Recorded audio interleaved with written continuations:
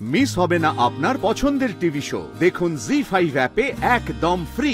রিনা রান্নার কাজ করো সকালবেলা, হ্যাঁ, আর বিকেলবেলা চায়ের দোকান, হ্যাঁ, তার সঙ্গে ঝালমুড়ি। রান্নার কাজটা কতদিন হলো করছো? 7 বছর হয়ে গেল। কেন ঢুকলে রান্নার কাজে? আমার দাদা আর আমি 2 ভাই বোন, আর আমার বাবা গত হয়েছে তখন আমি 5 বছর বয়স। আমার দাদার বিয়ে দিয়ে দিয়েছিল খুব অল্প বয়সেই। তো দাদার তো বউ চলে এসছে, আর আমি এদিকে ছোট, মায়ের ওপরে পুরো চাপ পড়ে গেছে। মা কাজ করে আমাদের মানুষ করতো, খুব কষ্টের মধ্যেই আমাদের দিন কাটতো। দিদি পড়াশোনা করতে পারিনি, কিন্তু পড়াশোনায় খুবই ভালো ছিলাম। দাদা বৌদি আমাকে এক জায়গায় বিয়ে দিয়ে দেয়, তখন আমার বয়স 13 বছর। মা বারণ করেনি? হ্যাঁ, বারণ করেছিল, কিন্তু বলল যে এই আয়ের ওপর আমাদের কি হবে, এই সমস্ত অনেক কথা। তো বলল যে বিয়ে দিয়ে দিই। বিয়ে তো দিয়ে দিয়েছে দিদি, কিন্তু বিয়ের পর যা কপাল আমার ভেঙে গেল যে কি বলবো। শ্বশুর বাড়ি গিয়ে দেখি যে শ্বশুর বাড়িই নেই। সে ননদের বাড়িতে আমার শাশুড়ি থাকে, ওটাকেই আমি সবাইকে বলতাম যে এটা আমার শ্বশুর বাড়ি। আর আমার যে হাজবেন্ড ছিল, সে তো মানে তার কোনো নেশা যে বাদ নেই তা না, সমস্ত নেশাই করতো। দাদা কি দেখে বিয়ে দিল? দাদা কি দেখে বিয়ে দিয়েছে আমি জানি না দিদি, কিন্তু বলেছে যে বিয়ে দিয়ে আর কি জোর করেই বিয়ে দিয়েছে আমাকে। এই মারধর। অত ছোটবেলায় তুমি তখন? হ্যাঁ, অত ছোটবেলায়। রান্না বান্নাও করতে পারতাম না ঠিক মতো, শাড়ি কাপড়ও পরতে পারতাম সে না। কোনো কাজও করতো না? কাজ করতো না, মিলে কাজ করতো, 2-1 দিন যেত আর যেত না। তো এইভাবেই চলতে থাকলো। আমার একটা বেবিও হয়ে যায়। হয়ে যাওয়ার পর আর আমাকে ননদের বাড়িতে থাকতেও দিল না, বললো যে খরচাপাতি দিচ্ছিস না, থাকতে হবে না এখানে, চলে যা।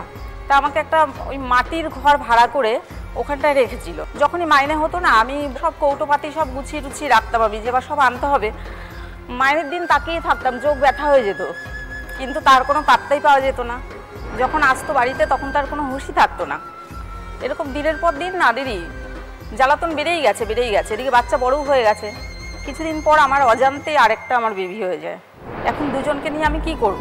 তারপরে বাপের বাড়ি চলে আসি। যেখানেই যাই আমাকে না কেউ ঘর ভাড়া দিত না, বলতো যে এখানে হবে না ঘর ভাড়া, এই যে এই এত মারধর, নেশা করে এসে আমরা ঘর ভাড়া দেবো না, বাপের বাড়িতেই আমি রয়ে যাই। এবার বাপের বাড়িতে থেকে দিদি আরেক জ্বালায় পড়েছি দাদা বৌদির কাছে। যত দিন যায় তত যেন আমি খারাপই হতে থাকি। কেমন একটা অশান্তির মধ্যে যে আমি পেঁচিয়ে গেছিলাম।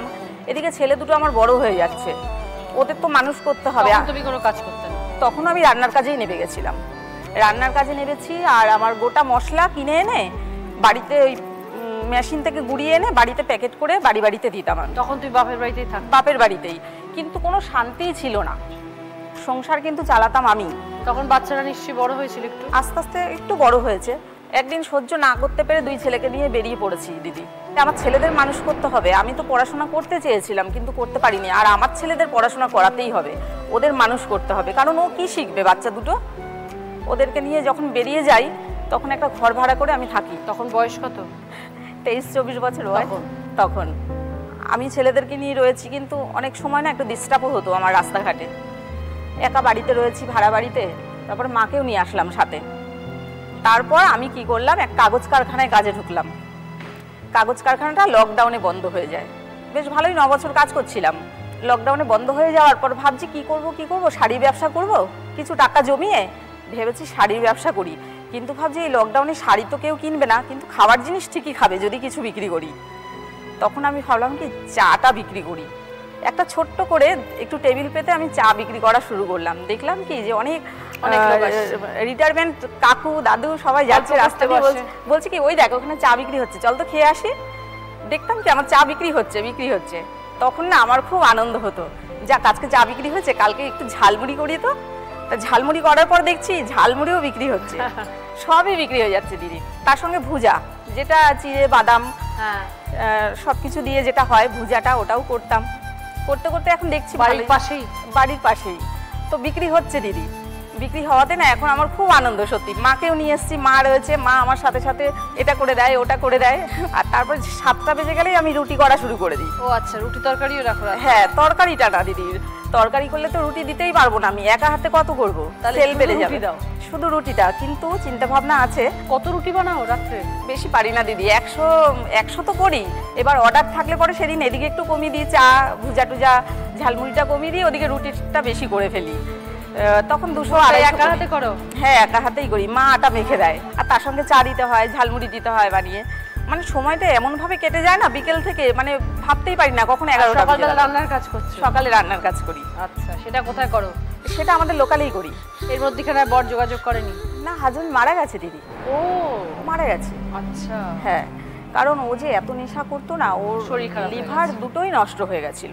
আর দাদা বৌদি যোগাযোগ রাখে না? একদমই না, একদম না। তুমি তোমার মতন ঠিক গুছিয়ে নিয়েছো তো? আমি গুছিয়ে নিয়ে চলছি, যেমন কষ্ট করেছি, কিন্তু এখন আমি খুব খুশিতে রয়েছি, খুব আনন্দে রয়েছি। ছেলেদেরকে পড়াশোনা করাচ্ছি।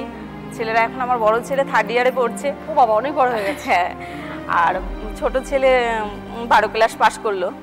তা ওদেরও এখন বিশাল স্বপ্ন। বলছে, মা তুমি এতদিন কষ্ট করেছো, আর তোমাকে কষ্ট করতে দেবো না, আর কিছুদিন অপেক্ষা করো।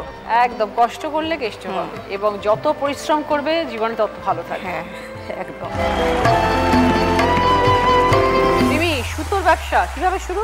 আমাদের পাশে এই মানে এরকম আরো ব্যবসা করতো আরো একজন, তার থেকে দেখেই যে ভাবলাম যে আমিও তাহলে বাড়িতে বসে কি করব, যেহেতু আমার হাজবেন্ড চাকরি করেন। এবার ভাবলাম বাড়িতে উনিও থাকেন না, চলে যান, তাহলে ওই ব্যবসাটা না দেখি চেষ্টা করে যে করা যায় কি না। সেই থেকেই শুরু ব্যবসাটা করলাম। যে যেহেতু এই সুতোটা না মানে আমাদের বুননের সুতোটা ঠিক না টাইপটা, কিরকম সুতো এটা? মানে এখন তো যেটা ধূমপান স্বাস্থ্যের পক্ষে ক্ষতিকারক, মানুষ সেটা বেশি করেই করে। বিড়ি বাঁধে যে এই সুতোটা, ও সেই বিড়ি বাঁধা সুতোটা আমাদের। তো এগুলো কোত্থেকে আসে?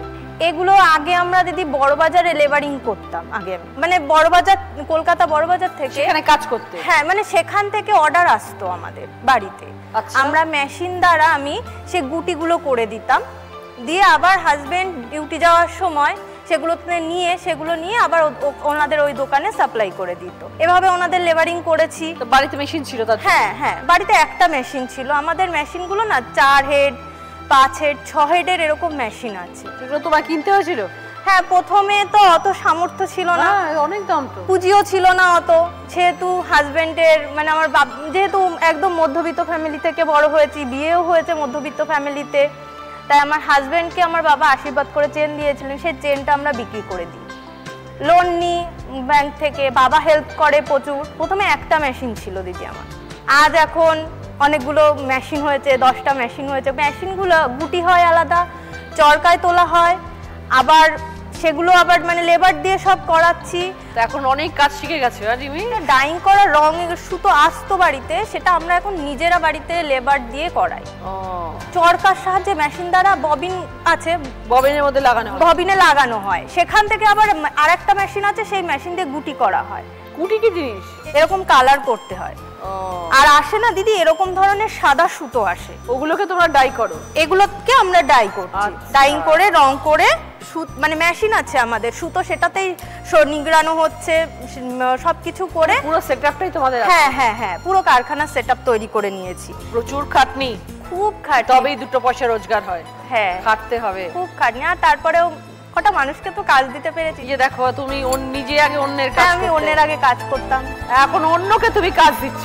ইচ্ছে থাকলে উপায় হয়।